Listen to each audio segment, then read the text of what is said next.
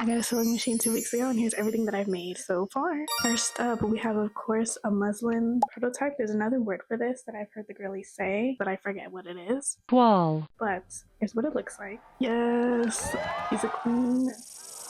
Yeah, as you can tell, I'm a beginner. This is a mock-up of a dress. I'm trying to recreate this Roberto Cavalli dress.